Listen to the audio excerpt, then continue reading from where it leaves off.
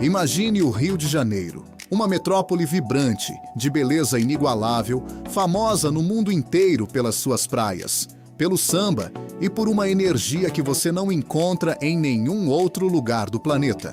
Mas, ao mesmo tempo, o Rio é uma cidade marcada por cicatrizes urbanas profundas. Quem conhece o dia a dia da capital fluminense sabe muito bem do que eu estou falando. Por décadas, a receita para tentar curar essas feridas na infraestrutura urbana foi sempre exatamente a mesma.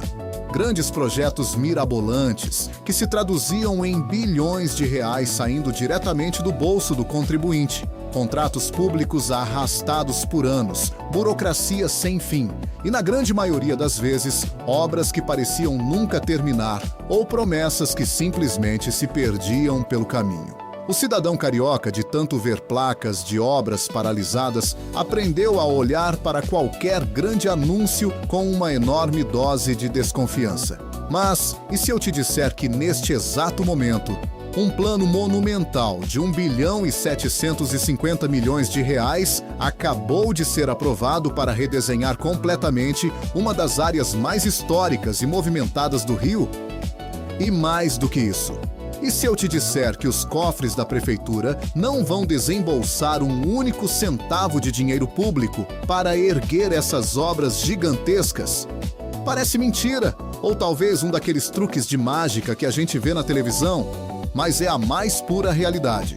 A Câmara de Vereadores do Rio de Janeiro acaba de aprovar, em uma votação expressiva de 35 votos a favor e apenas 3 contra, o ambicioso projeto chamado Praça 11 Maravilha. Estamos falando de um plano de intervenção urbana tão gigante que prevê a demolição completa de um monstro de concreto armado, que corta a região central da cidade, o elevado 31 de março. Além disso, o projeto promete a criação de uma moderna passagem subterrânea, uma enorme praça pública suspensa, a reforma e modernização do entorno do sambódromo e a construção de milhares de novos apartamentos residenciais e pontos comerciais. Tudo isso financiado integralmente pela iniciativa privada, sem dinheiro de impostos sendo drenado para a construção. Como isso é possível? Quem são os parceiros silenciosos que decidiram assinar um cheque desse tamanho para reconstruir o Rio de Janeiro? Qual é a verdadeira engenharia financeira por trás desse reinício urbano que a maioria das pessoas nem viu chegar? Seja muito bem-vindo a este mergulho profundo nos bastidores do poder, do mercado imobiliário e do urbanismo moderno. Hoje, nós vamos revelar a matemática oculta por trás do projeto Praça 11 Maravilha e entender como esse mecanismo inovador pode mudar para sempre a forma como as grandes cidades brasileiras são planejadas e construídas a partir de agora. Para que você consiga entender a dimensão real da revolução que está prestes a acontecer, nós precisamos primeiro olhar atentamente para o mapa do Rio. A área total afetada pelo projeto Praça 11 Maravilha é simplesmente colossal. São cerca de 2,5 milhões de metros quadrados. Essa área imensa conecta bairros que são o coração pulsante da cidade: o Centro, a Lapa, o Catumbi, o Estácio e a Cidade Nova. Se você já andou por essa região, sabe perfeitamente que hoje existe ali uma desconexão visual e social absurda. De um lado, nós temos o brilho boêmio e cultural da Lapa e o centro administrativo moderno da Cidade Nova. Do outro, nos deparamos com imensos vazios urbanos, galpões antigos abandonados, terrenos baldios e uma persistente sensação de degradação que afasta novos moradores e desencoraja qualquer tipo de investimento comercial de longo prazo. E o grande vilão dessa história, o principal responsável por essa fratura na paisagem carioca, tem nome e sobrenome: o elevado 31 de março. Construído na década de 1970, durante o período da ditadura militar, esse viaduto gigantesco nasceu com a promessa de modernizar o trânsito da cidade, criando uma ligação rápida entre a Zona Norte e o centro. O problema é que o preço urbanístico cobrado por essa obra foi alto demais. Para abrir caminho para o asfalto e para o concreto, a construção rasgou impiedosamente o berço histórico do samba e da cultura negra carioca, a tradicional Praça 11. O viaduto virou uma barreira física, visual e social intransponível. Embaixo de suas imensas vigas cinzentas, o que sobrou ao longo das décadas foi a escuridão, a desvalorização dos imóveis vizinhos e o avanço da marginalidade. O elevado basicamente dividiu a região ao meio, isolando comunidades inteiras. A principal jogada do projeto Praça 11 Maravilha é, portanto, implodir e demolir completamente essa barreira cinza de concreto. É um movimento ousado, que resgata diretamente o impacto histórico da derrubada da perimetral, ocorrida em meados de 2013. Naquela época, a demolição da perimetral abriu espaço para o Porto Maravilha e para o surgimento do Boulevard Olímpico, uma das áreas de lazer mais visitadas do Rio de Janeiro atualmente. A prefeitura quer repetir esse mesmo fenômeno de sucesso, só que agora na região da Praça 11. Mas o plano vai muito além de apenas derrubar o viaduto. No lugar daquela estrutura suspensa que poluía a paisagem, a prefeitura planeja esconder o trânsito de veículos sob a terra. Será construído um mergulhão subterrâneo, uma passagem que vai conectar diretamente as ruas Frei Caneca e Salvador de Sá. E o que vai acontecer na superfície? Onde antes as pessoas viam apenas fumaça de escapamento e concreto escuro, uma imensa praça pública arborizada será construída sobre a laje desse túnel subterrâneo. É a devolução do espaço urbano para quem realmente importa: o pedestre, o morador, a criança que precisa de um espaço seguro para brincar.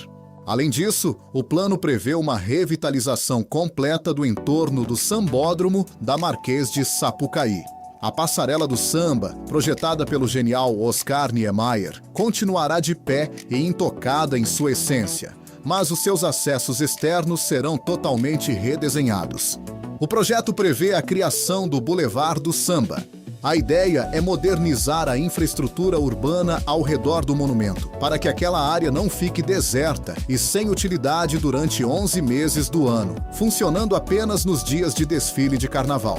O objetivo é transformar o entorno do sambódromo em um polo permanente de cultura, turismo, gastronomia e lazer, integrado a novas calçadas ampliadas, sistemas modernos de drenagem para combater as históricas enchentes da região, nova iluminação pública em LED e ciclovias bem sinalizadas. Olhando assim, o projeto parece um verdadeiro sonho de consumo para qualquer planejador urbano. Mas nós sabemos muito bem que o papel aceita qualquer coisa. Desenhar maquetes digitais bonitas em 3 dimensões é a parte fácil. A parte difícil é viabilizar o projeto no mundo real. E isso nos traz de volta àquela pergunta que não quer calar. Como a Prefeitura do Rio de Janeiro, uma cidade que frequentemente enfrenta severas crises fiscais e apertos orçamentários, vai conseguir levantar 1 bilhão e 750 milhões de reais para custear tudo isso até o ano de 2032? Se você está pensando que o governo municipal vai contrair empréstimos internacionais bilionários ou cortar verbas de áreas essenciais, como saúde e educação, para pagar as empreiteiras, pode esquecer. Nada disso vai acontecer. O grande segredo por trás do projeto Praça 11 Maravilha reside em uma ferramenta de engenharia financeira e jurídica extremamente sofisticada, que atende pelo nome de Operação Urbana Consorciada. Para compreender o funcionamento desse mecanismo que parece invisível para a maioria dos cidadãos, nós precisamos primeiro entender o conceito de direito de construir. E eu garanto que não é tão complicado quanto parece. Pense comigo. Em qualquer cidade organizada do mundo, existem leis rígidas de zoneamento urbano. Essas leis servem para garantir que o crescimento da cidade aconteça de forma minimamente ordenada. Elas determinam, por exemplo, que em um determinado quarteirão você só pode construir prédios de no máximo 4 andares. Se um empresário da construção civil comprar um terreno ali e decidir construir uma torre residencial de 30 andares, ele simplesmente não pode. A lei proíbe. Mas o espaço aéreo sobre as cidades tem um valor gigantesco e o poder público detém o monopólio sobre a regulamentação desse espaço. É aqui que entra a sacada genial do planejamento urbano moderno. A prefeitura pode decidir criar uma zona de desenvolvimento especial e dizer ao mercado imobiliário o seguinte: nesta área específica, nós vamos mudar a lei de zoneamento. A partir de agora, quem quiser construir prédios muito mais altos do que o limite padrão da cidade, poderá fazer isso. Mas com uma condição: para ter o direito de construir esses andares adicionais, a construtora terá que pagar uma taxa para a prefeitura. Esse valor cobrado pelo direito de verticalizar é chamado tecnicamente de outorga onerosa do direito de construir. No caso de grandes operações urbanas, como o Praça 11 Maravilha, essa negociação é ampliada em uma escala gigantesca. A prefeitura cria títulos que representam esse potencial construtivo adicional e os vende ao mercado imobiliário através de leilões eletrônicos. Os investidores privados, sabendo que aquela região central do Rio de Janeiro tem um potencial absurdo de valorização devido à sua proximidade com os transportes públicos, metrô e centros de emprego, compram esses direitos ansiosamente. Com o dinheiro arrecadado nesses leilões, ou por meio de consórcios e parcerias público-privadas estruturadas diretamente no projeto, a prefeitura cria um fundo financeiro fechado e carimbado. Todo o recurso obtido com a venda do potencial de construção daquela área só pode ser reinvestido nas obras de infraestrutura da própria região. Consegue perceber o tamanho dessa engenharia financeira? É um modelo onde a própria valorização futura da terra financia as melhorias do presente. A prefeitura não precisa tirar dinheiro dos impostos do cidadão comum para pagar as obras.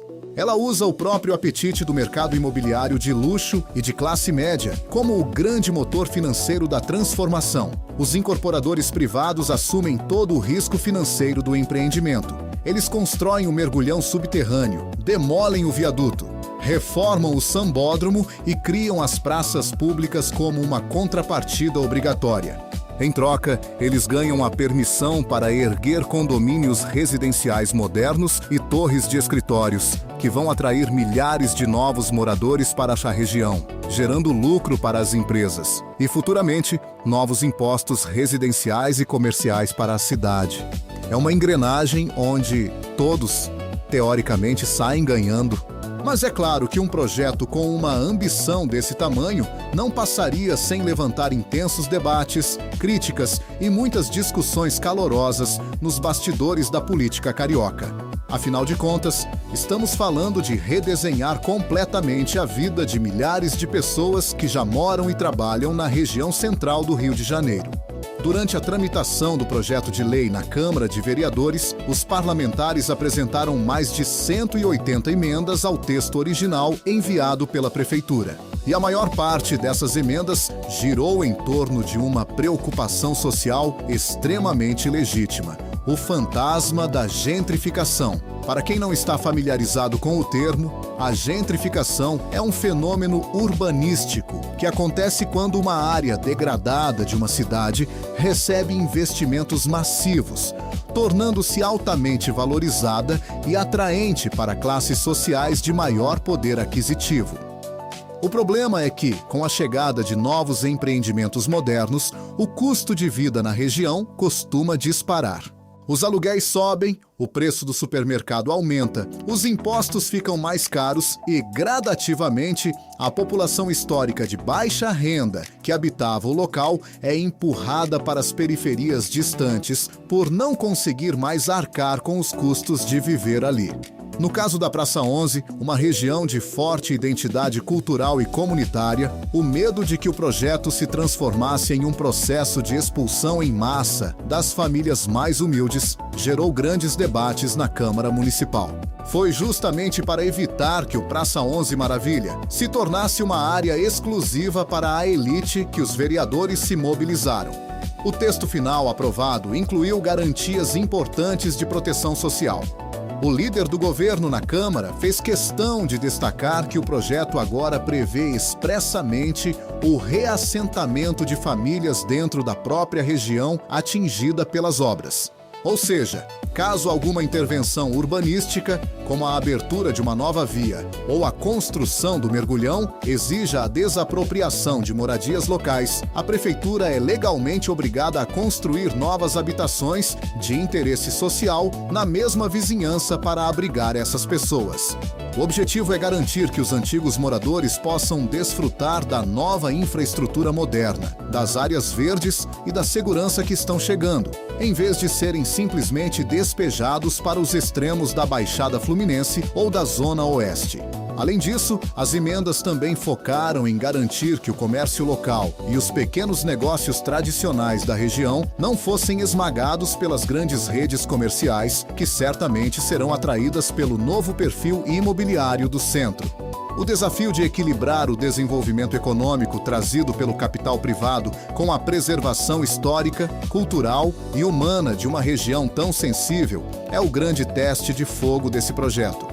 Se o projeto Praça 11 Maravilha for bem sucedido e cumprir o seu cronograma desafiador de entregar todas as grandes intervenções urbanísticas até o ano de 2032, ele poderá consolidar em definitivo uma nova era para o urbanismo no Brasil. Ele prova que o futuro das nossas metrópoles, que frequentemente sofrem com a falta de recursos públicos para investimentos básicos, não precisa necessariamente depender de orçamentos estatais cada vez mais estrangulados ou de novos endividamentos públicos que comprometem as gerações futuras. O caminho pode estar justamente na nossa capacidade de desenhar parcerias inteligentes com o mercado imobiliário, utilizando regras claras, fiscalização rigorosa e uma legislação transparente que reverta o lucro privado em benefício social direto para a população. É a transformação de potencial construtivo em calçadas acessíveis, praças arborizadas, infraestrutura contra enchentes e habitação digna. E agora? Eu quero muito saber a sua opinião sincera sobre tudo o que nós conversamos aqui hoje. Você acredita que esse modelo de financiamento 100% privado, baseado no direito de construir, é de fato a melhor saída para revitalizar e salvar as áreas centrais e degradadas das nossas grandes capitais? Ou você teme que, no fim das contas, a pressão do mercado imobiliário fale mais alto e acabe excluindo as populações mais vulneráveis desses novos espaços modernos? Deixe a sua opinião aqui embaixo nos comentários. Se você gostou deste mergulho nos bastidores do urbanismo e da engenharia financeira do nosso país, não se esqueça de se inscrever no canal para não perder as nossas próximas análises profundas. Ative as notificações e compartilhe este vídeo com aquele seu amigo que adora entender como o mundo real e os grandes projetos funcionam por trás dos panos. Um forte abraço e até o próximo vídeo.